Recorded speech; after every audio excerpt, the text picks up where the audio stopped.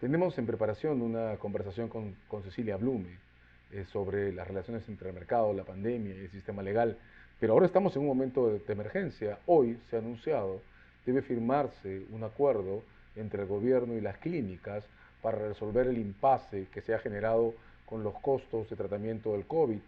La secuencia reciente la tenemos todo fresca. El día miércoles, el presidente de la República anunció que si en 48 horas no se firmaba un acuerdo, entonces utilizaría el artículo 70 de la Constitución, que todos reconocemos como la base de las expropiaciones. El mismo miércoles, a medianoche, se firmó un acuerdo cuyos términos de referencia no están completamente claros. En el antecedente, las clínicas han venido afirmando que tienen una cuenta por cobrar de 16 millones de soles por la atención de 530 pacientes y están los términos de una negociación que estaba trunca hasta el día miércoles, $97.000 por atención a un paciente por el lado de las clínicas, 34.000 por el lado del gobierno. El acuerdo anunciado, en lo que ha sido anunciado, pone como números de referencia 55.000 en un flat de atención pacientes. ¿Dónde estamos exactamente, Cecilia, en este momento?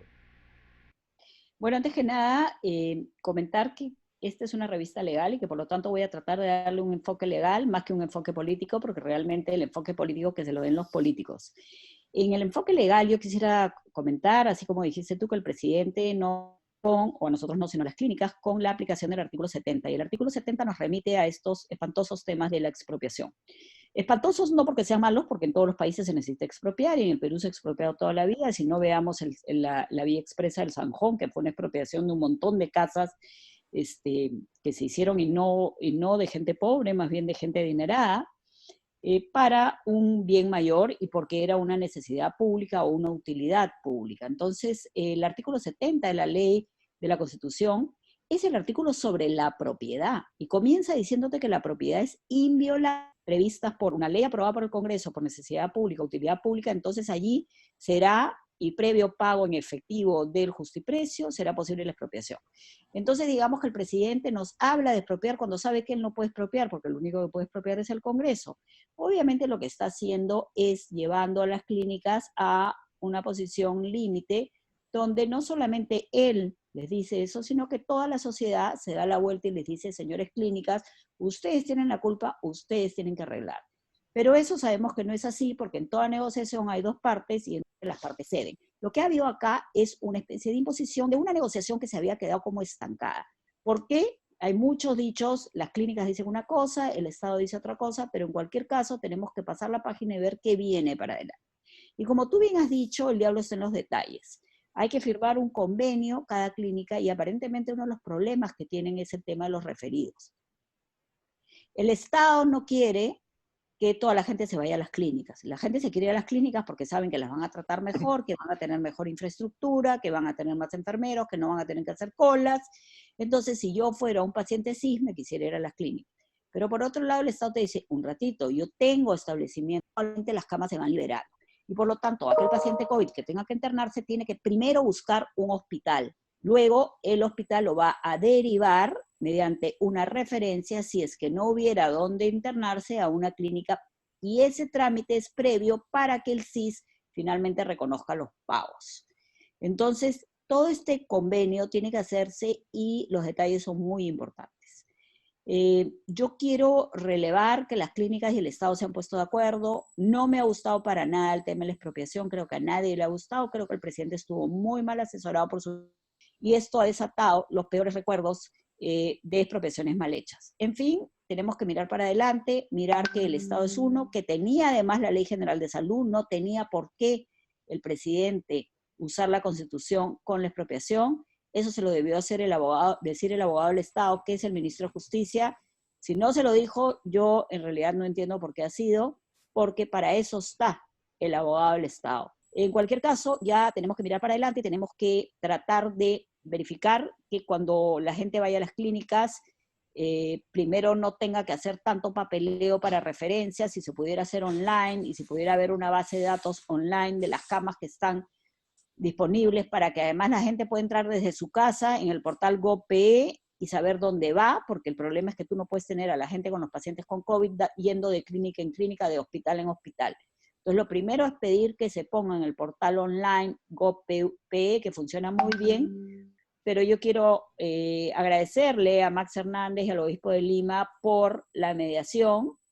Tengo entendido que la mediación no fue tan complicada porque ya se había llegado a un acuerdo y eran soles más, soles menos los que estaban discutiendo. Pero en cualquier caso, te hablo de una economía social de mercado, eso te lo dije la vez pasada y lo repito, acá la gente se ha olvidado de la palabra social y pandemia, y muy mal de las clínicas también de haber llegado a este extremo, porque para nadie el conflicto es bueno. Como bien ha dicho la ministra de Economía, en la conversación, en el diálogo, en la negociación es donde se arreglan las cosas.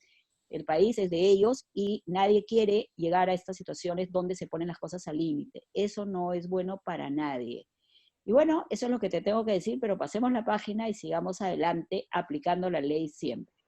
Importantísimo, pasar la página, porque creo que la sensación, además, desagradable y la incertidumbre que ha provocado la escena de estas 48 horas no tiene una interpretación clara. Yo te confieso, tomándome un poco el comentario, que a mí no me parece esta una escena en la que se pueda decir que el gobierno le dobló el brazo a nadie.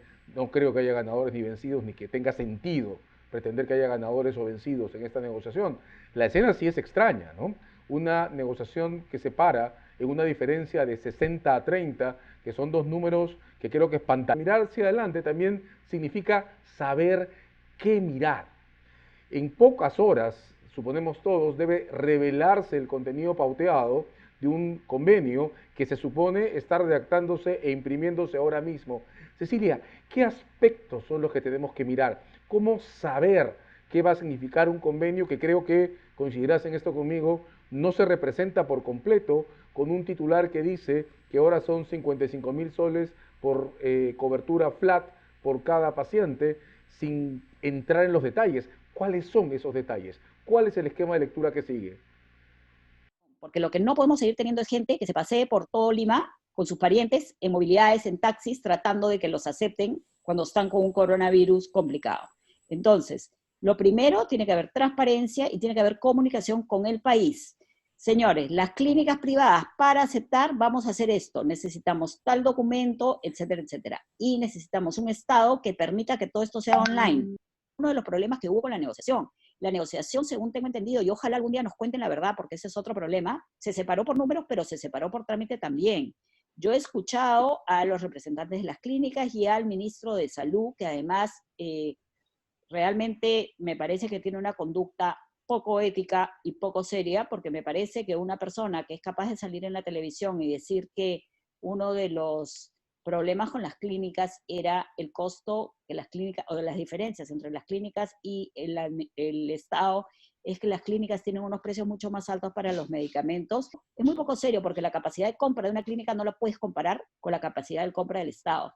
Eso número uno. Número dos, está volteando la población contra las clínicas. Y número tres, está alertando a las clínicas de que, ojo, te estoy mirando tu precio de los medicamentos. A mí me parece que el Estado tiene formas en competencia de bajar los precios de las clínicas, que es la matriz española. En España, lo que hace el Estado con su gran poder de compra es fija un precio en un mercado libre. O sea, va donde Roche, Laboratorios Roche, por decir cualquiera, y le dice, yo te voy a comprar tantos medicamentos de tal cosa. Yo ese precio para todas las clínicas, todas las farmacias y todos los españoles que compran. Entonces, una de las cosas que tienes que mirar tú es que acá hay un problema que se desnuda como todos los problemas que se han desnudado en la pandemia.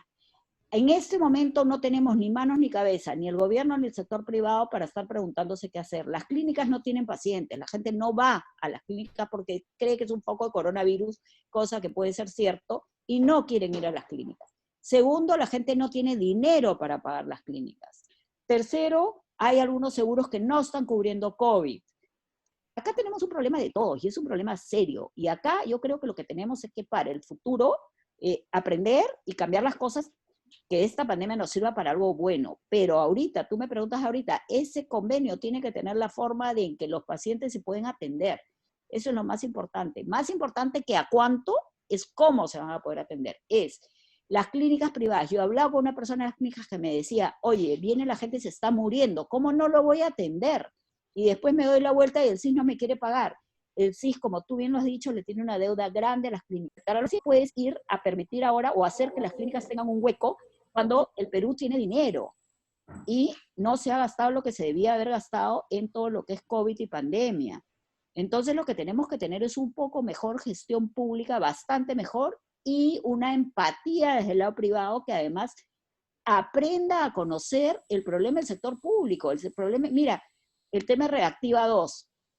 ¿Por qué no se ha dado Reactiva 2? Porque necesitaban un informe de la Contraloría. ¿Por qué? Porque un portal puso que habían problemas legales con algunas empresas, recibió Reactiva. Y eso no es verdad. Problemas legales no habían porque están los requisitos bien puestos y se habían otorgado.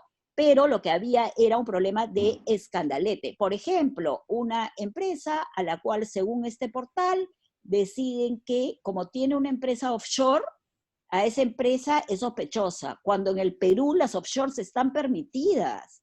Entonces, en realidad, estamos haciéndonos daño a nosotros mismos, porque tiene la gente esperando Reactiva para pagar planillas, proveedores, para no romper la cadena de pagos, y por otro lado tiene funcionarios. Entonces, ¿por qué nos estamos haciendo este daño? Ya suficiente tenemos con la pandemia, con tener nuestra economía parada, para que, por ejemplo, y acá te tengo otro tema que también es legal, ¿cómo es posible que quieran interpelar a la ministra de Economía en este momento? Por amor de Dios, o sea, todas las interpelaciones que son unos mecanismos que el Estado tiene, el Congreso tiene, que son positivos en algunos casos, también hacen que la pobre ministra y su gente tengan que quitar la tranquilidad y la meta que ellas tienen ahorita, que es que la economía comience a moverse. Entonces no nos hagamos el harakiri, porque por un lado queremos que nos den todo y por otro lado lo que hacemos es impedir que eso suceda. Y por favor, unión, olvídate de derechas, de izquierdas, de liberales, de no liberales, trotskistas. El otro día no sé a quién le decía, yo por amor de Dios, todos somos peruanos antes que nada y tenemos que empujar este carro, pero siempre, y acá yo reitero y creo que esta revista hace mucho bien, porque siempre tenemos que cumplir la ley. Y el artículo 70 es el artículo de la inviolabilidad del derecho de propiedad, no es el artículo de la expropiación. De acuerdo. Entonces un acuerdo que hay que mirar con mucho cuidado, que va a funcionar en tanto le ofrezca a las personas acceso al sistema de salud, que debemos leer en términos funcionales, con transparencia, con mucha información del gobierno, de manera que podamos controlar los detalles y estar seguros que esta vez vamos a ser capaces de abordar un problema de la crisis sanitaria en términos prácticos y pensando en todos. Ha sido con nosotros Cecilia Blume, explicándonos cómo comienza esta mirada de una cuestión que comienza a desentramparse, pero en un camino que todavía tenemos que recorrer. Muchas gracias, Cecilia.